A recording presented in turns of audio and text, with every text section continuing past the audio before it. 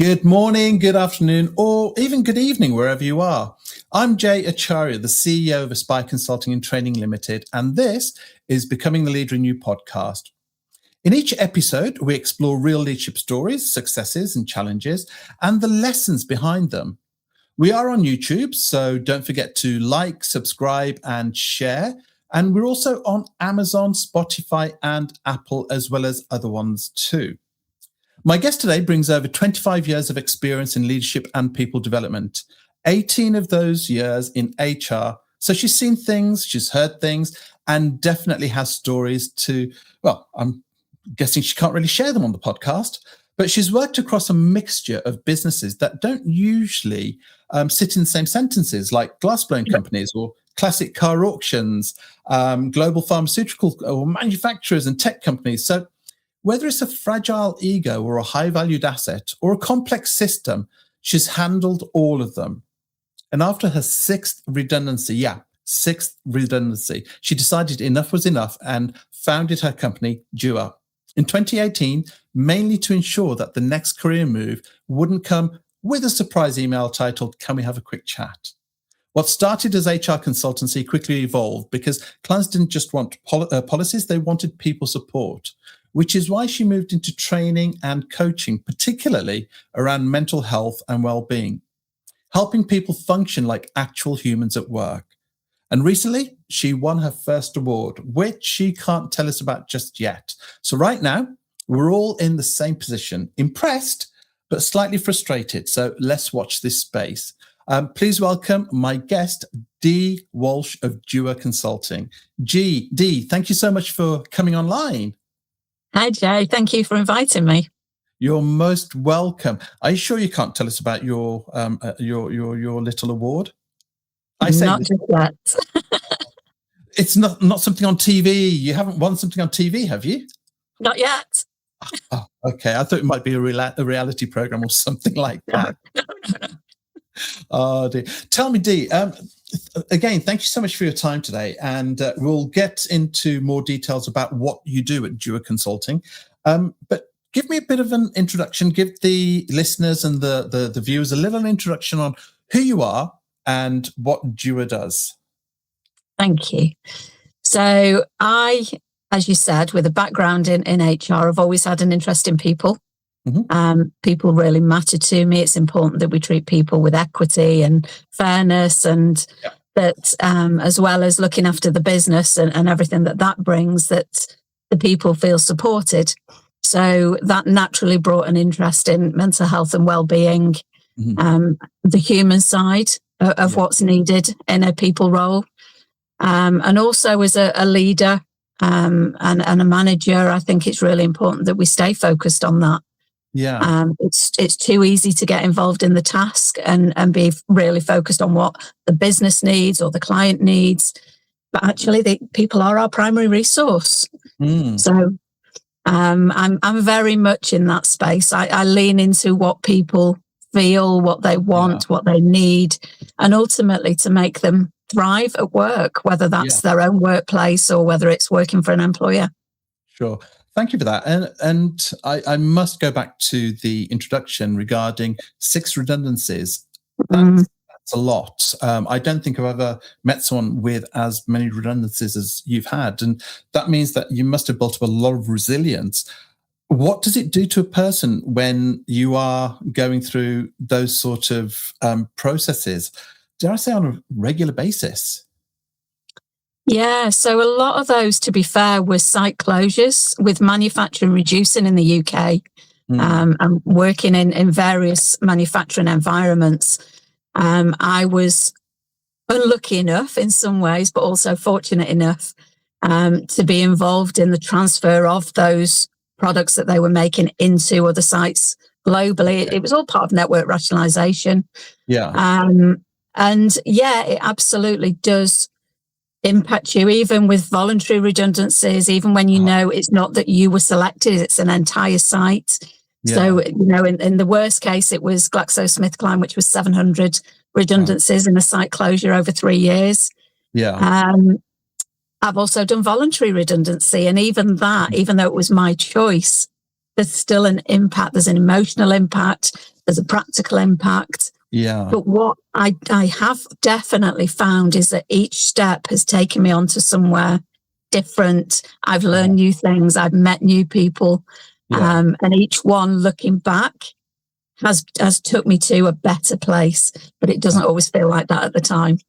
No, of course. And I think that's what people need to be mindful of, that sometimes you do find yourself in those, I don't want to say dark places, but challenging situations.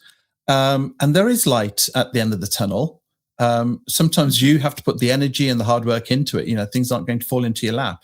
But to have the resilience and the fight that you've had to achieve what you have as well, I can only say congratulations, kudos to you for doing that.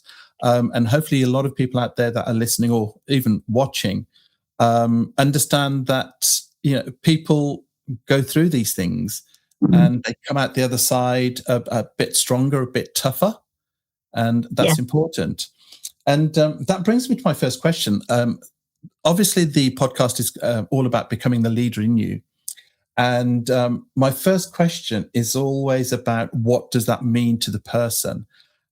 So what exactly does that mean to you? Becoming the leader or being the leader in you, what is that? So the leader is being inspirational. It's being human. It's being honest. It's being transparent.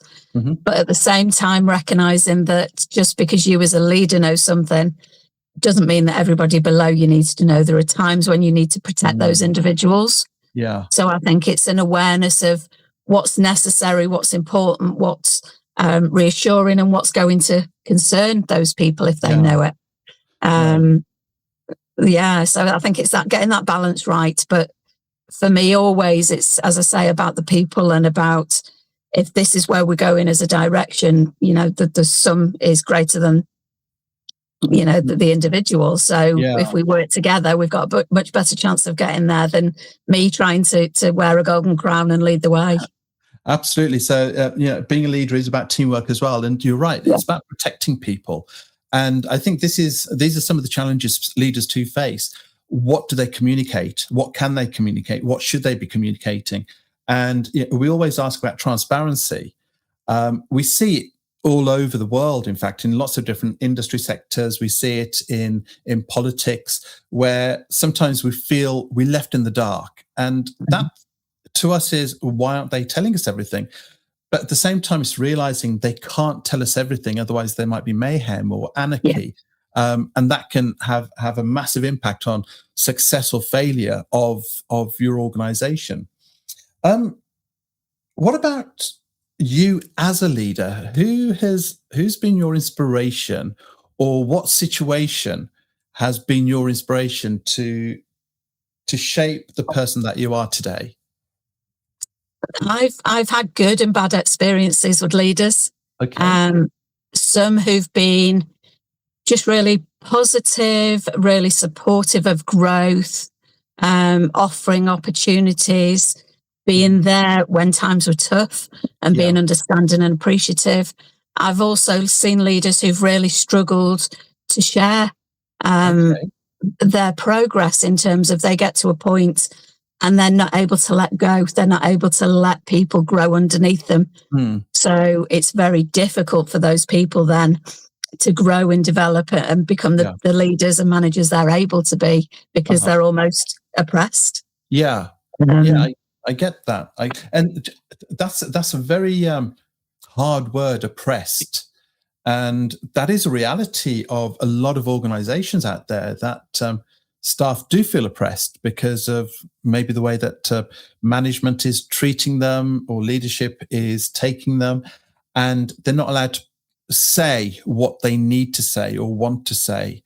And in our previous conversation on the phone, you talk about working with clients who are potentially going through the process of redundancies, where they are being transparent about the purpose, the reason, and the why these things are happening.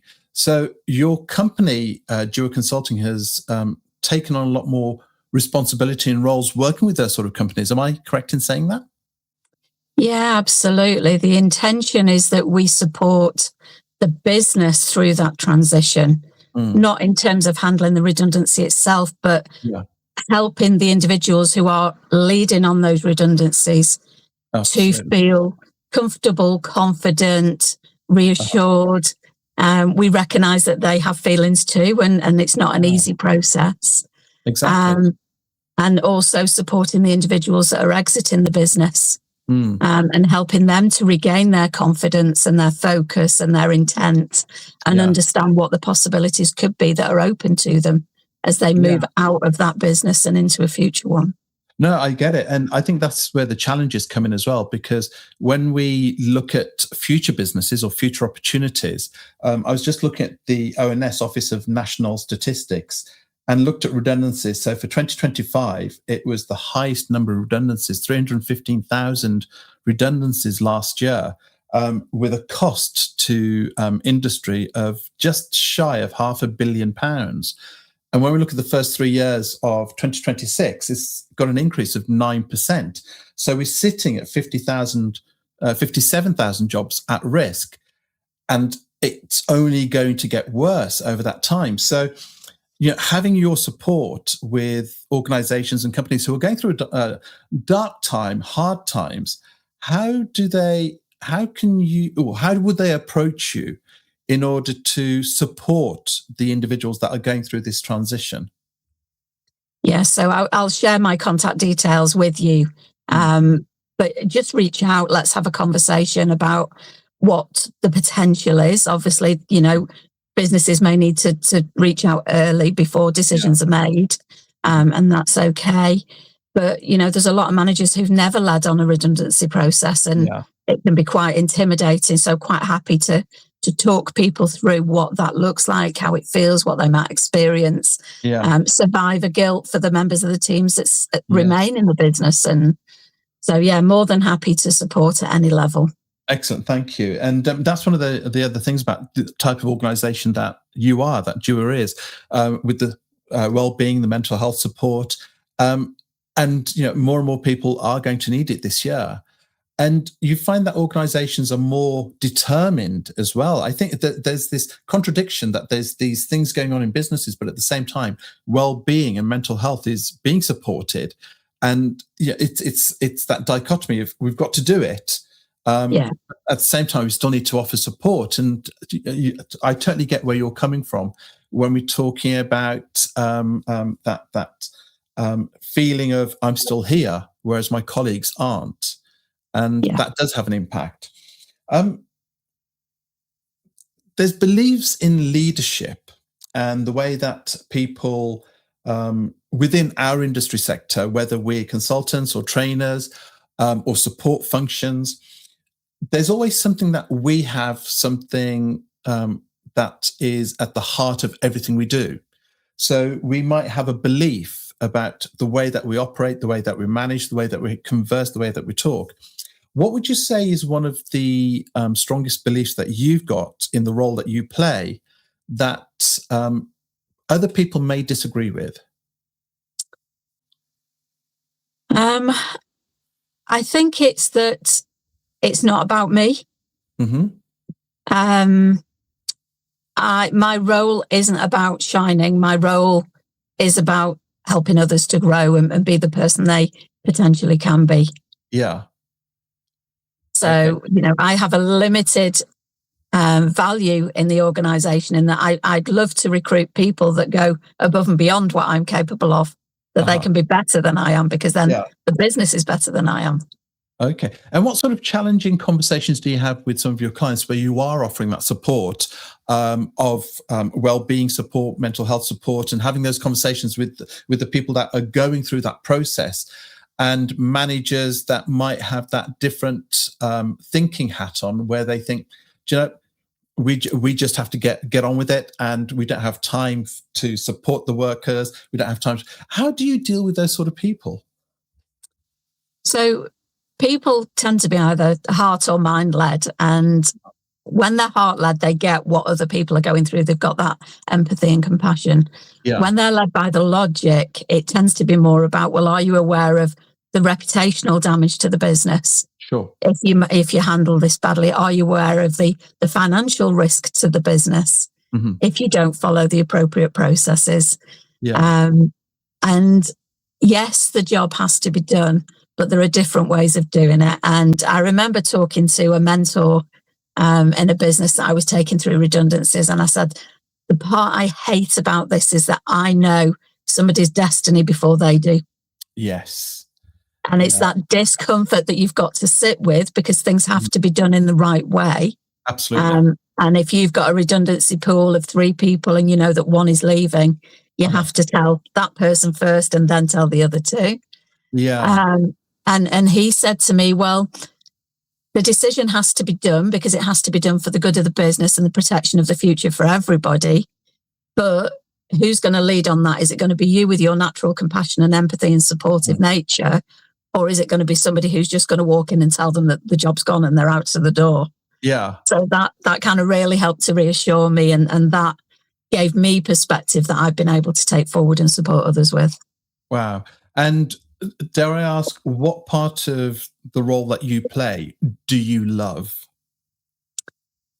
I love the outcomes. I love the fact that people might come to me feeling broken, stuck, frustrated. And by the time we've gone through the process, they feel they've got a choice. They feel they've got freedom. Right. They feel that there's light at the end of the tunnel. Yeah. Oh, that's nice. That's reassuring to hear that as well. And people always go through that change curve. We talk about the change curve, and it's that shock. It's how do I engage? How do I actually find time to look for another job? It's all the aspects of that change curve, and it's about getting them on board as fast as possible so that you can help that transference in a quicker way. Again, with your company, with Dewa Consulting, one of the challenges I'm guessing you might face is pressure. With the different types of industry sectors or organizations that pretty much close overnight.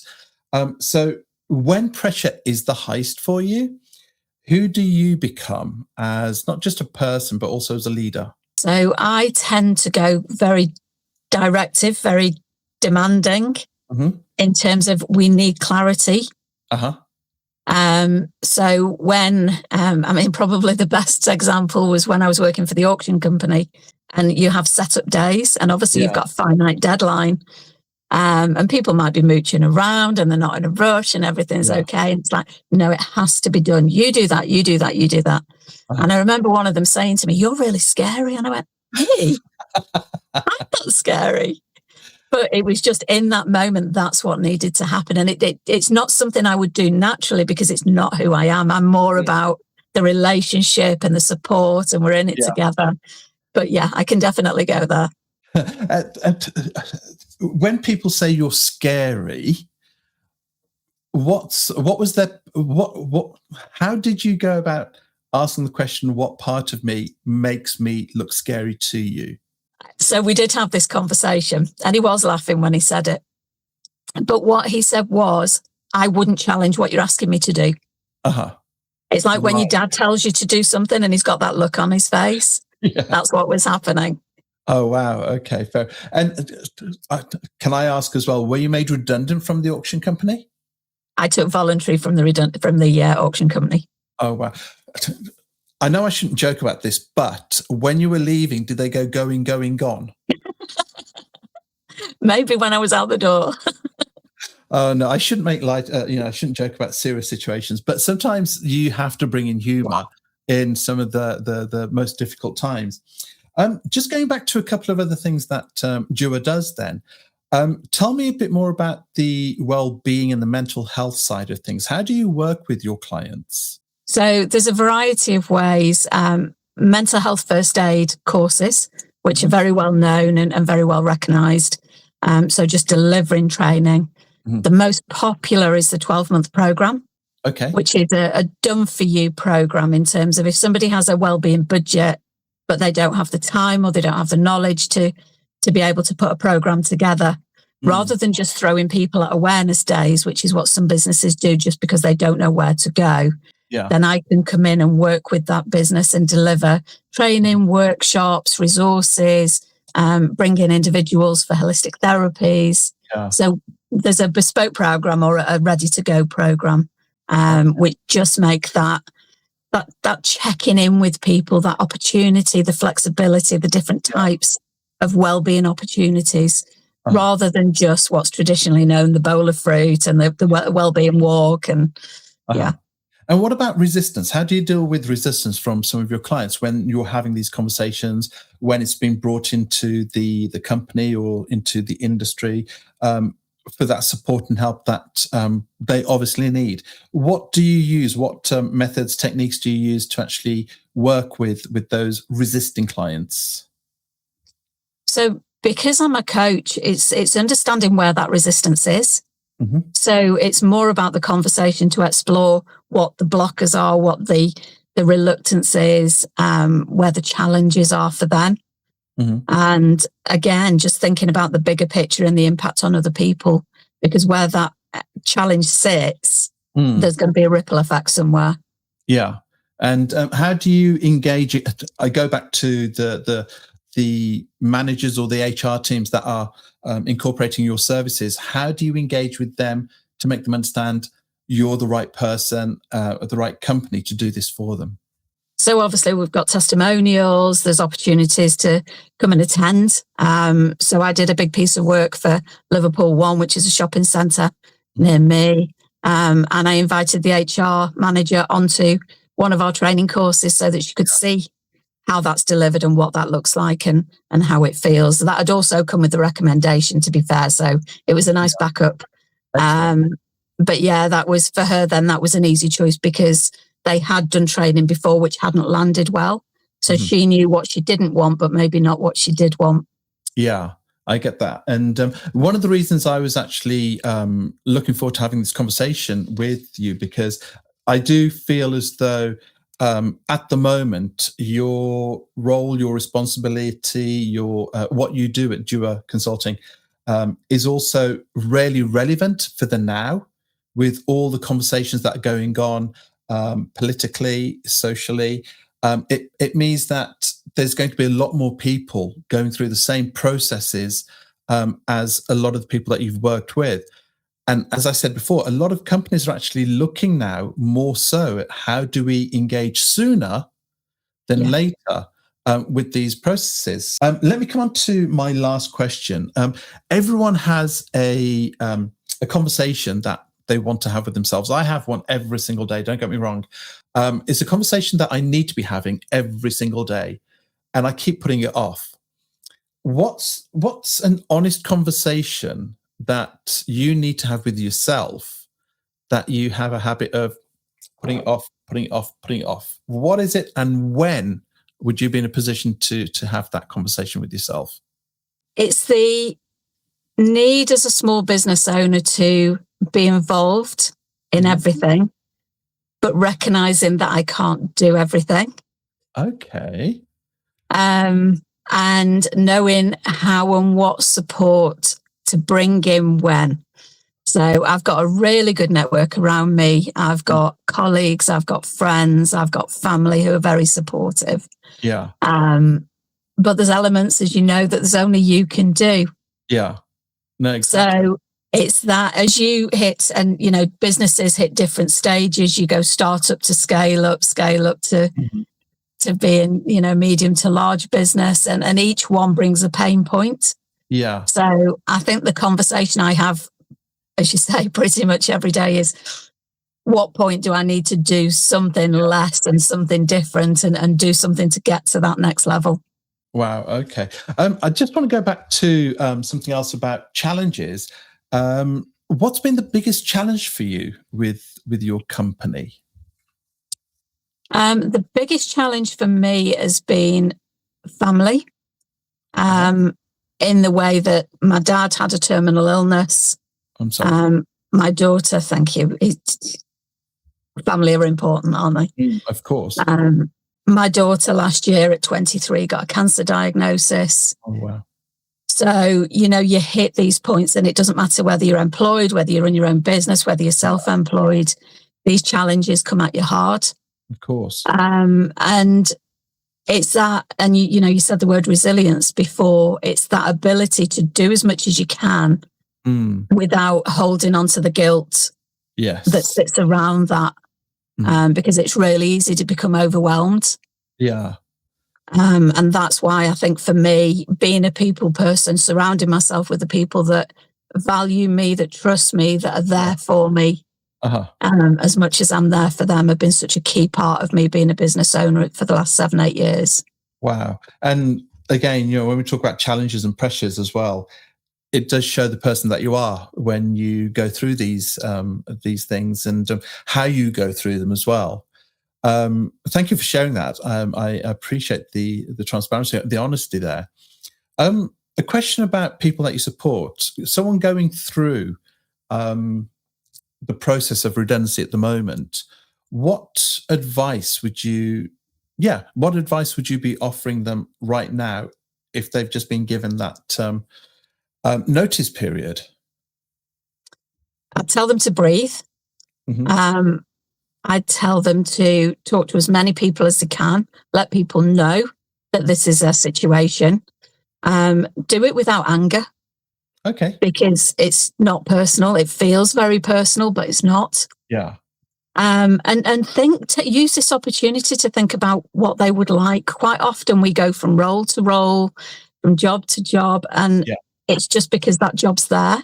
But actually, this is an opportunity to pause and reset, and maybe do something that you've always wanted to do. Yeah. So it's the growth-minded thinking. It's, what could the opportunities be that make this the best thing that's ever happened to me, rather than the worst thing that's ever happened to me. Absolutely. And I think when we go back to that dreaded time of COVID, the amount of people who potentially were made redundant, but then it was the time period where we had the highest number of self-employed people register for self-employment. And, it does show that, again, people are resilient. They'll find an idea and do something about it, turn a hobby into an opportunity, or potentially go into a totally different line of work that they never thought they would ever do, like glass blowing. I'm guessing you didn't do the glass blowing. I didn't. It was a bit scary for me. Did you have a go, though? No. I watched it all. I was up close, but I'm a bit clumsy for it. Fair enough. Dee, I'm going to say thank you so much for your time today. It's been a lovely insight into understanding who you are as an individual, but at the same time, what Dewa Consulting does as well. I think that's really important for people to know. So when we talk about the support that you can offer, you've mentioned your details a couple of times, but I think it's important that we do get to know a bit more of how people can contact you. So for anyone that would like to contact you and learn more about how you can help them or their organisation, can you just confirm exactly how they can get in touch? Yeah, of course. So you can find me on LinkedIn, Dee Walsh. The business is Dewa Consulting, and you can contact me through Instagram or on the telephone if that's your preference. Fantastic. Thank you so much, Dee. I really do appreciate it. I'll make sure that everyone can see your information, and anyone listening on the podcast, I'll put all that information into the descriptions for you as well.